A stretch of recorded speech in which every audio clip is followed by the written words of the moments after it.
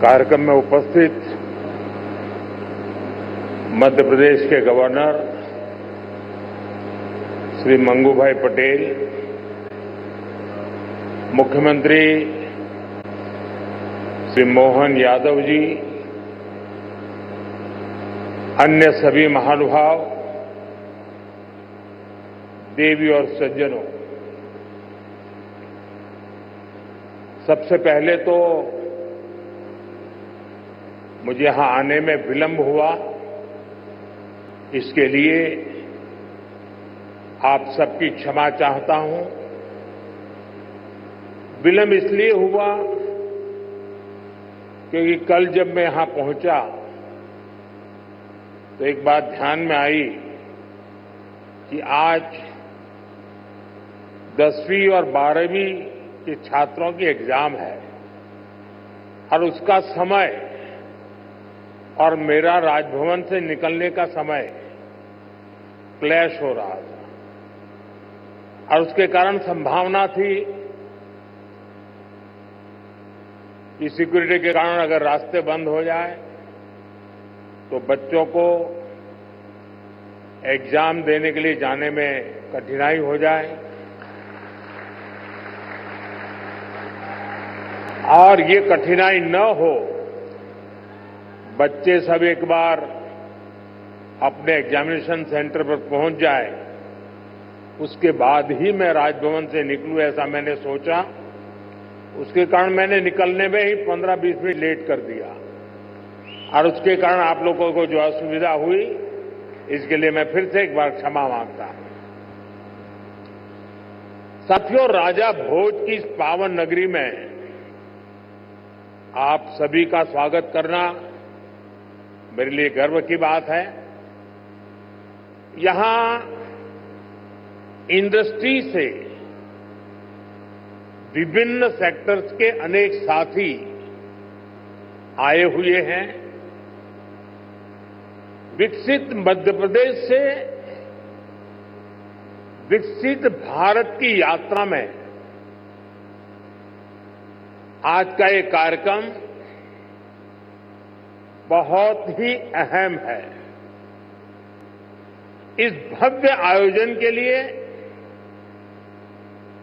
मैं मोहन जी और उनकी पूरी टीम को बहुत बहुत बधाई देता हूं। साथियों, भारत के इतिहास में ऐसा अवसर पहली बार आया है जब पूरी दुनिया भारत के लिए इतनी ऑप्टिमिस्टिक है। पूरी दुनिया में चाहे सामान्य जन हो, अर्थनीति के एक्सपर्ट्स हो, विभिन्न देश हो या फिर इंस्टीट्यूशन, सभी को भारत से बहुत आशाएं हैं। पिछले कुछ हफ्तों में जो कमेंट्स आए हैं वो भारत में हर इन्वेस्टर का उत्साह बढ़ाने वाले हैं। कुछ दिन पहले ही वर्ल्ड बैंक ने कहा है, भारत आने वाले सालों में ऐसे ही दुनिया की फास्टेस्ट ग्रोइंग इकोनॉमी बना रहेगा। ओईसीडी के एक अहम रिप्रेजेंटेटिव का कहना है, future of the world is in India. कुछ ही दिन पहले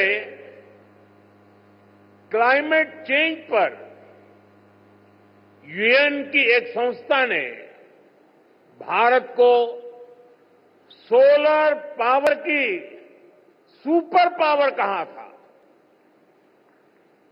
इस संस्था ने ये भी कहा कि जहां कई देश सिर्फ बातें करते हैं, वहीं भारत नतीजे ला करके दिखाता है। हाल ही में एक रिपोर्ट आई है, इसमें बताया गया है कि ग्लोबल एरोस्पेस फर्म्स के लिए कैसे भारत एक बेहतरीन सप्लाई चेन के रूप में उभर रहा है। ग्लोबल सप्लाई चेन चैलेंजेस का जवाब वो भारत में देख रहे हैं। मैं ऐसे कई एग्जाम्पल यहां कोट कर सकता हूं जो भारत पर दुनिया के कॉन्फिडेंस को दर्शाते हैं। ये कॉन्फिडेंस भारत के हर राज्य का भी कॉन्फिडेंस बढ़ा रहा है। और आज ये हम मध्य प्रदेश की इस ग्लोबल समिट में भी देख रहे हैं, महसूस कर रहे हैं। साथियों, मध्य प्रदेश पॉपुलेशन के हिसाब से भारत का 5th लार्जेस्ट स्टेट है। एमपी एग्रीकल्चर के मामले में भारत के टॉप के राज्यों में है। मिनरल्स के हिसाब से भी एमपी देश के टॉप 5 राज्यों में है। एमपी को जीवनदायिनी मां नर्मदा का आशीर्वाद भी प्राप्त है। एमपी में हर वो संभावना है, हर वो पोटेंशियल है जो एमपी को जीडीपी के हिसाब से भी देश के टॉप 5 राज्यों में ला सकता है। साथियों, बीते 2 दशकों में मध्य प्रदेश ने ट्रांसफॉर्मेशंस का नया दौर देखा है। एक समय था जब यहां बिजली, पानी की बहुत सारी दिक्कतें थी। लॉ एंड ऑर्डर की स्थिति तो और भी खराब थी। ऐसे हालत में यहां इंडस्ट्री का विकास बहुत मुश्किल था। बीते 2 दशक में, 20 साल में मध्य प्रदेश के लोगों के सपोर्ट से यहां की बीजेपी सरकार ने गवर्नेंस पर फोकस किया। 2 दशक पहले तक लोग एमपी में निवेश करने से डरते थे। आज एमपी इन्वेस्टमेंट के लिए देश के राज्यों से, सब राज्यों में, टॉप के राज्यों में उसने अपना स्थान बना लिया है। जिस एमपी में कभी खराब सड़कों के कारण बसें तक प्रॉपर नहीं चल पाती थी, वो आज भारत की ईवी रिवॉल्यूशन के लीडिंग स्टेट्स में से एक है। जनवरी 2025 तक करीब 2 लाख इलेक्ट्रिक व्हीकल एमपी में रजिस्टर हुए हैं। ये करीब 90% ग्रोथ है। ये दिखाता है कि एमपी आज मैन्युफैक्चरिंग के नए सेक्टर्स के लिए भी एक शानदार डेस्टिनेशन बनता जा रहा है। और मैं मोहन जी को बधाई देता हूं, उनकी टीम को बधाई देता हूं कि उन्होंने इस वर्ष को उद्योग और रोजगार वर्ष के रूप में मनाना तय किया है।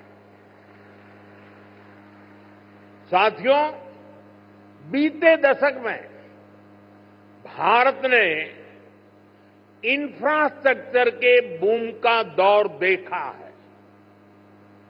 मैं कह सकता हूं, इसका बहुत बड़ा फायदा एमपी को मिला है। दिल्ली मुंबई एक्सप्रेसवे जो देश के दो बड़े शहरों को जोड़ रहा है, उसका बड़ा हिस्सा एमपी से ही होकर गुजरता है। यानी एक तरफ एमपी को मुंबई के पोर्ट्स के लिए तेज कनेक्टिविटी मिल रहे हैं, दूसरी तरफ नॉर्थ इंडिया के मार्केट्स को भी ये कनेक्ट कर रहा है। आज मध्य प्रदेश में 5 लाख किलोमीटर से अधिक का रोड नेटवर्क है। एमपी के इंडस्ट्रियल कॉरिडोर्स मॉडर्न एक्सप्रेसवे से जुड़ रहे हैं।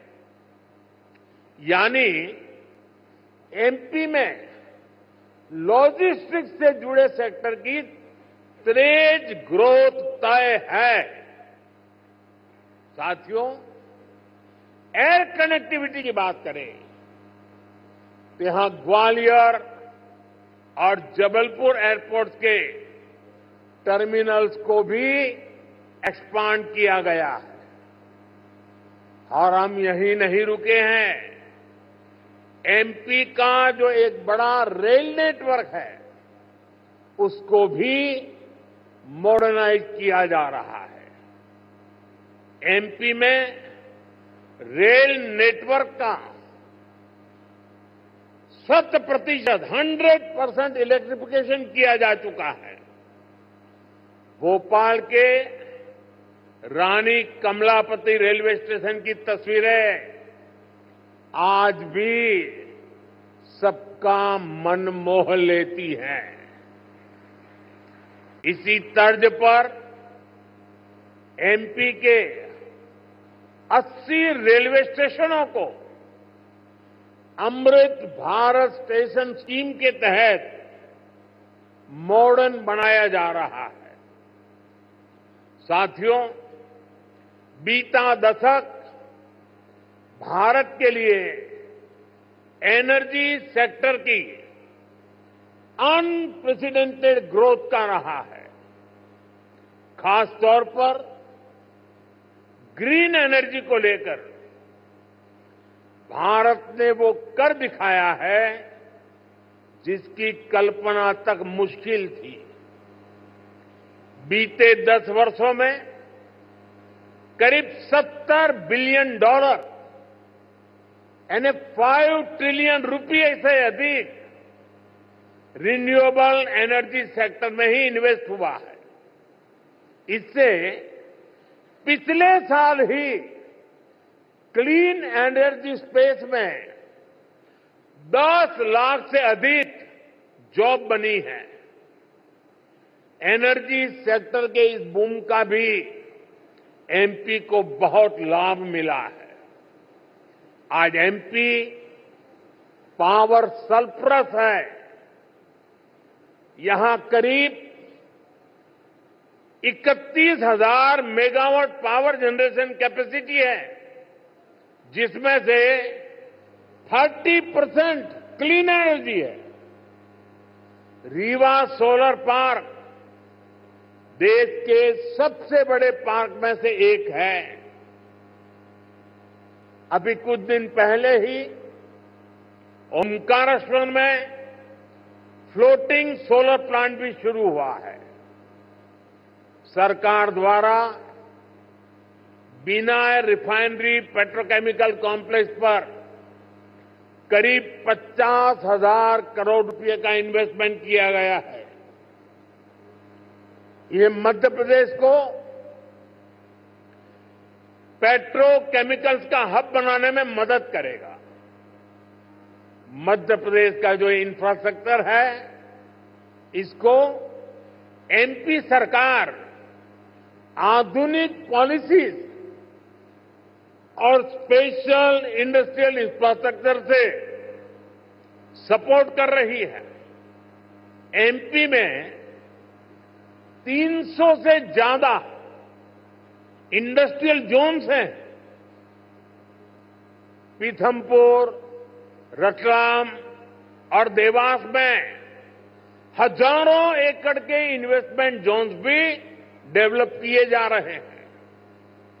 यानी आप सभी इन्वेस्टर्स के लिए यहां बेहतर रिटर्न की अपार संभावनाएं हैं।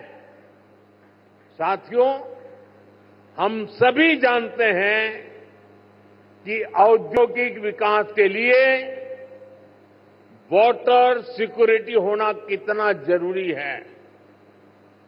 इसके लिए एक तरफ वाटर कंजर्वेशन पर बल दे रहे हैं, दूसरी तरफ हम रिवर इंटरलिंकिंग का मेगा मिशन लेकर भी आगे बढ़ रहे हैं। मध्य प्रदेश की खेती, यहां की इंडस्ट्री इसकी बहुत बड़ी बेनिफिशियरी है। हाल में ही 45,000 करोड़ रुपए के Ken Betwa river interlinking project पर काम शुरू हुआ है। इससे करीब 10 लाख हेक्टेयर एग्रीकल्चरल लैंड की प्रोडक्टिविटी बढ़ेगी। इससे एमपी में वाटर मैनेजमेंट को भी नई ताकत मिलेगी। ऐसी सुविधाओं से फूड प्रोसेसिंग, एग्रो इंडस्ट्री और टेक्सटाइल सेक्टर में बहुत बड़ा पोटेंशियल अनलॉक होगा। साथियों, एमपी में डबल इंजन सरकार बनने के बाद विकास की गति भी जैसे डबल हो गई है। केंद्र सरकार कंधे से कंधा मिलाकर एमपी के विकास में, देश के विकास में जुटी है। चुनाव के समय मैंने कहा था कि अपने तीसरे टर्म में हम 3 गुना तेजी से काम करेंगे। ये स्पीड हम साल 2025 के पहले 50 दिनों में भी देख रहे हैं। इसी महीने हमारा बजट आया है। इस बजट में भारत की ग्रोथ के हर कैटलिस्ट को हमने एनर्जाइज किया है। हमारा मिडिल क्लास सबसे बड़ा टैक्स पेयर भी है। ये सर्विस और मैन्युफैक्चरिंग के लिए डिमांड भी क्रिएट करता है। इस बजट में मिडिल क्लास को एम्पावर करने के लिए अनेक कदम उठाए गए हैं। हमने 12 लाख रुपए तक की इनकम को टैक्स फ्री किया है।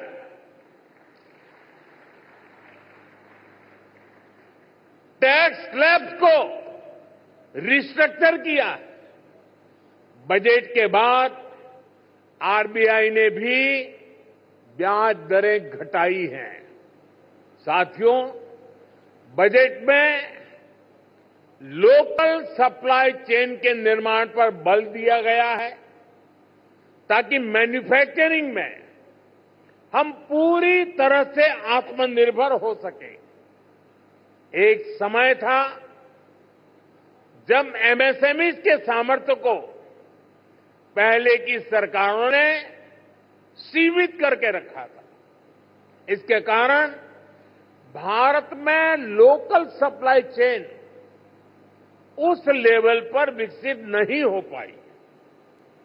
आज हम प्रायोरिटी के आधार पर MSME led local supply chain का निर्माण कर रहे हैं। इसके लिए एमएसएमई की डेफिनेशन को और सुधारा गया है। एमएसएमई को क्रेडिट लिंक इंसेंटिव दिए जा रहे हैं। एक्सेस टू क्रेडिट आसान बनाया जा रहा है। वैल्यू एडिशन और एक्सपोर्ट के लिए भी सपोर्ट बढ़ाया जा गया है। साथियों, बीते एक दशक से नेशनल लेवल पर हम एक के बाद एक बड़े रिफॉर्म्स को गति दे रहे हैं। अब स्टेट और लोकल लेवल पर भी रिफॉर्म्स को एनकरेज किया जा रहा है। मैं आपके बीच स्टेट डीरेगुलेशन कमीशन की चर्चा जरूर करना चाहता हूं, जिसके विषय में बजट में बात हुई है। हम राज्यों के साथ निरंतर बातचीत कर रहे हैं। राज्यों के साथ मिलकर बीते वर्षों में हमने 40,000 से ज्यादा कंप्लायंसेस को कम किया है। बीते सालों में ऐसे 1500 कानूनों को खत्म किया गया है जो अपना महत्व खो चुके थे। हमारा मकसद यही है कि ऐसे रेगुलेशंस की पहचान हो जो ईज ऑफ डूइंग बिजनेस के रास्ते में रोड़ा है। डीरेगुलेशन कमीशन राज्यों में इन्वेस्टमेंट फ्रेंडली रेगुलेटरी इकोसिस्टम बनाने में मदद करेगा। साथियों, बजट में ही हमने बेसिक कस्टम ड्यूटी स्ट्रक्चर को भी सिंप्लीफाई किया है। इंडस्ट्री के लिए जरूरी कई इनपुट्स पर रेट्स कम किए हैं। कस्टम केसेस की असेसमेंट के लिए भी एक टाइम लिमिट तय की जा रही है। इसके अलावा नए सेक्टर्स को प्राइवेट एंटरप्रेन्योरशिप के लिए इन्वेस्टमेंट के लिए खोलने का दौर भी जारी है। इस वर्ष हमने nuclear energy, bio manufacturing, critical minerals की प्रोसेसिंग, लिथियम बैटरी की मैन्युफैक्चरिंग, ऐसे अनेक नए एवेन्यूज इन्वेस्टमेंट के लिए ओपन किए गए हैं। ये सरकार के इंटेंट और कमिटमेंट को दिखाता है। साथियों, भारत के विकसित भविष्य में 3 सेक्टर्स की बहुत बड़ी भूमिका रहने वाली है। ये तीनों सेक्टर्स करोड़ों नई जॉब क्रिएट करने वाले हैं। ये सेक्टर्स हैं टेक्सटाइल, टूरिज्म और टेक्नोलॉजी। आप टेक्सटाइल के सेक्टर को ही देखें तो भारत कॉटन, सिल्क, पॉलिएस्टर और विस्कोस का दूसरा सबसे बड़ा प्रोड्यूसर है। भारत का टेक्सटाइल सेक्टर करोड़ों लोगों को रोजगार देता है। भारत के पास टेक्सटाइल से जुड़ी एक पूरी ट्रेडिशन भी है, स्किल भी है और एंटरप्रेन्योरशिप भी है। और मध्य प्रदेश तो एक प्रकार से भारत की कॉटन कैपिटल है। भारत की करीब 25% organic cotton supply Madhya Pradesh से ही होती है। मध्य प्रदेश मलबरी सिल्क, इसका भी देश का सबसे बड़ा प्रोड्यूसर है। यहां की चंदेरी और माहेश्वरी साड़ियां बहुत पसंद की जाती हैं। इन्हें जीआई टैग दिया जा चुका है। इस सेक्टर में आपका इन्वेस्टमेंट यहां के टेक्सटाइल को ग्लोबली अपनी छाप छोड़ने में बहुत मदद करेगा। साथियों, भारत ट्रेडिशनल टेक्सटाइल के अलावा नए एवेन्यूज भी खोज रहा है। एग्रो टेक्सटाइल, मेडिकल टेक्सटाइल और जियो टेक्सटाइल, ऐसे टेक्निकल टेक्सटाइल को हम बढ़ावा दे रहे हैं। इसके लिए नेशनल मिशन शुरू किया गया है। इसे बजट में भी हमने प्रोत्साहन दिया है। आप सभी सरकार की पीएम मित्र स्कीम से भी परिचित है। देश में टेक्सटाइल सेक्टर के लिए ही 7 बड़े टेक्सटाइल पार्क बनाए जा रहे हैं। इनमें से एक मध्य प्रदेश में भी बन रहा है। ये टेक्सटाइल सेक्टर की ग्रोथ को नई बुलंदी देने वाला है। मेरा आग्रह है कि आप टेक्सटाइल सेक्टर के लिए घोषित पीएलआई स्कीम का भी जरूर फायदा उठाएं। साथियों, टेक्सटाइल की तरह ही भारत अपने टूरिज्म सेक्टर में भी नए आयाम जोड़ रहा है। कभी एमपी टूरिज्म का एक कैंपेन होता था, एमपी अजब भी है, सबसे गजब भी है। यहां एमपी में नर्मदा जी के आसपास के स्थानों का, आदिवासी क्षेत्रों में टूरिज्म इंफ्रास्ट्रक्चर का बहुत अधिक विकास हुआ है। यहां कितने ही सारे नेशनल पार्क्स हैं। यहां हेल्थ एंड वेलनेस से जुड़े टूरिज्म के लिए भी अपार संभावनाएं हैं। हील इन इंडिया, इसका मंत्र दुनिया को पसंद आ रहा है। हेल्थ एंड वेलनेस के क्षेत्र में भी इन्वेस्टमेंट के लिए अपॉर्चुनिटीज लगातार बढ़ रही है। इसलिए हमारी सरकार इसमें पब्लिक प्राइवेट पार्टनरशिप को एनकरेज कर रही है। भारत की ट्रेडिशनल ट्रीटमेंट को, आयुष को भी बहुत बड़े लेवल पर प्रमोट किया जा रहा है। हम स्पेशल आयुष वीजा भी दे रहे हैं। इन सभी से एमपी को भी बहुत फायदा मिलने वाला है। वैसा साथियों, आप यहां आए हैं तो उज्जैन में महाकाल महालोक देखने जरूर जाएं।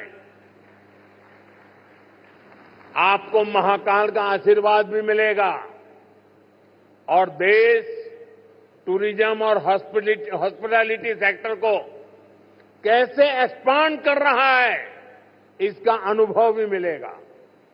साथियों, मैंने लाल किले से कहा है, यही समय है, सही समय है आपके लिए एमपी में इन्वेस्टमेंट करने और इन्वेस्टमेंट बढ़ाने का भी यही सही समय है। एक बार फिर आप सभी को बहुत बहुत शुभकामनाएं, बहुत बहुत धन्यवाद।